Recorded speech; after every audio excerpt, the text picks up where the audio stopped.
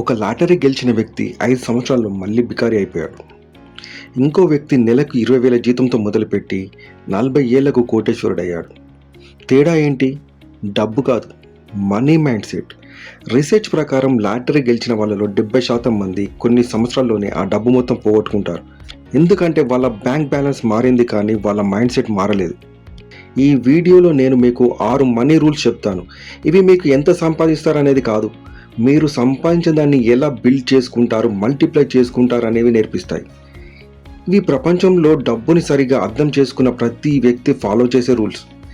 చివరి వరకు చూడండి. రూల్ నెంబర్ 4 చాలా మందికి తెలియదు, కానీ అదే అసలైన గేమ్ చేంజర్.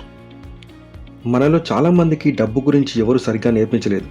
స్కూల్లో మ్యాథ్స్ నేర్పిస్తారు, కానీ డబ్బు ఎలా హ్యాండిల్ చేయాలో ఎవరూ నేర్పించలేదు.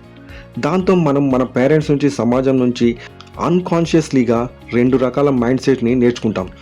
ఒకటి పూర్ మైండ్ సెట్, రెండవది rich mind set. Poor mind set వాళ్ళు డబ్బు సంపాదించడం కష్టం, రిచ్ వాళ్ళు అవకాశవాదులు, నాకంత అదృష్టం లేదు, సంపాదించి ఖర్చు పెట్టాలి, ఎంజాయ్ చేయాలి అని అనుకుంటారు. ఇంకా రిచ్ మైండ్ సెట్ వాళ్ళు డబ్బు ఒక టూల్, దాన్ని మల్టిప్లై చేయొచ్చు, ప్రతి ఖర్చు ఒక డిసిజన్, నేర్చుకుంటే ఎవరైనా సంపాదించవచ్చు అని అనుకుంటారు. గమనించారా? ఇది మీ జీవితం గురించి కాదు, ఇది మీ బుర్రలో డబ్బు గురించి ఉన్న ఒక బిలీఫ్ సిస్టమ్ గురించి. ఇప్పుడు 6 రూల్స్ గురించి చూద్దాం.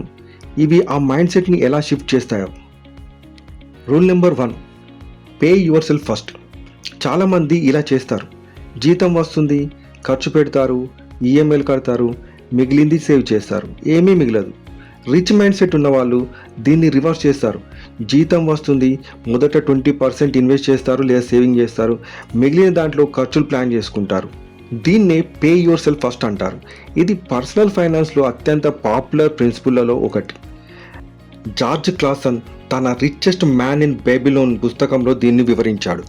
సింపుల్ మ్యాథ్స్లో చెప్పాలంటే, మీరు నెలకి 30,000 సంపాదిస్తే మొదట 6,000 అంటే 20% పక్కన పెట్టండి, మిగిలిన 24,000తో బతకడం నేర్చుకోండి.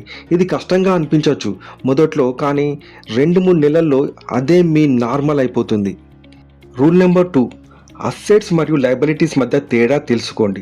ఇది రాబర్ట్ కియోసాకి తన రిచ్ డాడ్ పూర్ డాడ్ పుస్తకంలో బాగా పాపులరైజ్ చేసిన కాన్సెప్ట్.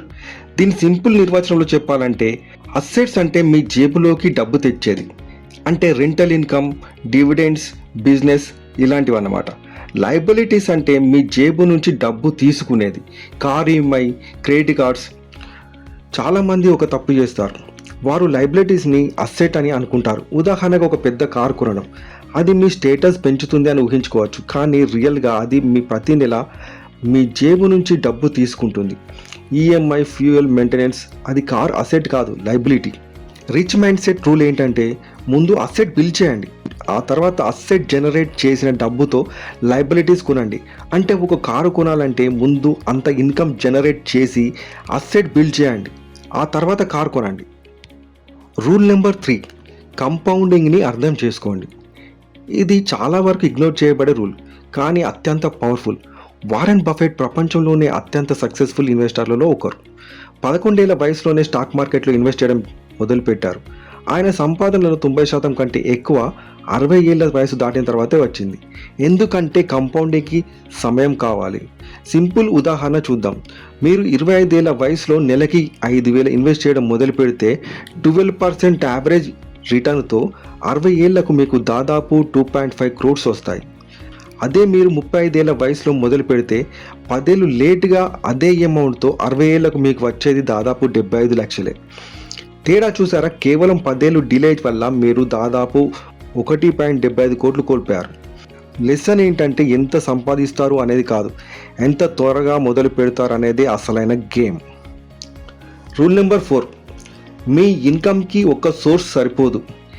ఇది చాలామందికి తెలియని రూల్. రిచ్ మైండ్ సెట్ ఉన్న వాళ్ళు ఎప్పుడు ఒక ఇన్కమ్ సోర్స్ మీద డిపెండ్ అవ్వరు. వాళ్ళు మల్టిపుల్ స్ట్రీమ్స్ బిల్డ్ చేస్తారు. Job plus investment plus side business plus passive income, అంటే రెంటల్ ఇన్కమ్, రాయల్టీ ఎక్సెట్రా. ఎందుకంటే ఒక సోర్స్ మీద డిపెండ్ అయితే ఆ సోర్స్ పోతే జాబ్ పోవడమో, బిజినెస్ దెబ్బతినడమో, మొత్తం ఇన్కమ్ పోతుంది. మీరు ఎప్పుడు ఒక జాబ్ మీదే డిపెండ్ అవుతున్నారా?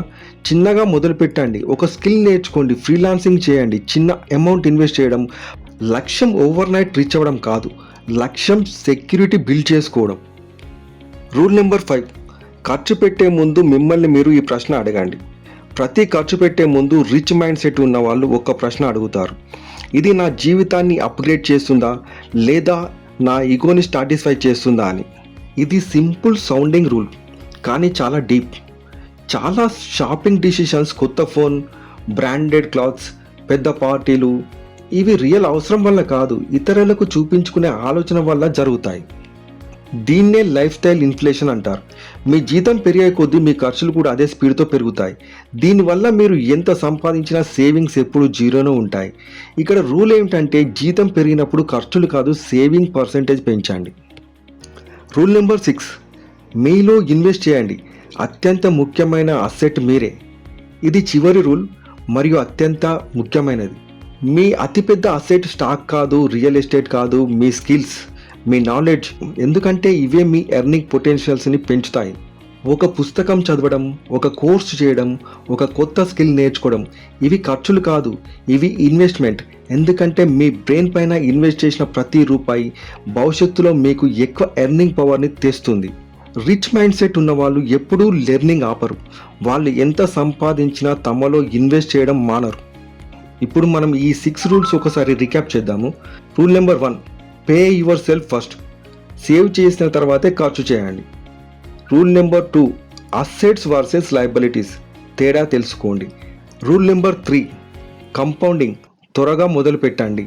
రూల్ నెంబర్ 4, మల్టిపుల్ ఇన్కమ్ స్ట్రీమ్స్ని బిల్డ్ చేయండి.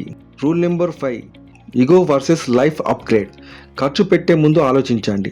Rule number 6, invest in yourself, మీరే అతిపెద్ద అసెట్. ఇవన్నీ ఒక్క రోజులో మారవు, కానీ ఈ 6 రూల్స్ మీరు డైలీ డిసిజన్లో భాగం అయితే 4-5 ఏళ్లలో మీ ఫైనాన్షియల్ లైఫ్ పూర్తిగా మారిపోతుంది. గుర్తుంచుకోండి, రిచ్ మైండ్ సెట్ అంటే ఎక్కువ సంపాదించడం కాదు, ఇది మీరు ఉన్నదాన్ని ఎలా ట్రీట్ చేస్తారు, ఎలా గ్రో అవుతారు అనే దాని గురించి. ఈ 6 రూల్స్లో ఏది మీరు ఇప్పటి వరకు ఫాలో చేయట్లేదో కామెంట్లో రాయండి. నేను మీ కామెంట్స్ని చదువుతాను. ఇలాంటి practical mind set, money, growth videos ప్రతి వారం కావాలంటే సబ్స్క్రైబ్ చేసి బెల్ ఐకాన్ పైన నొక్కండి.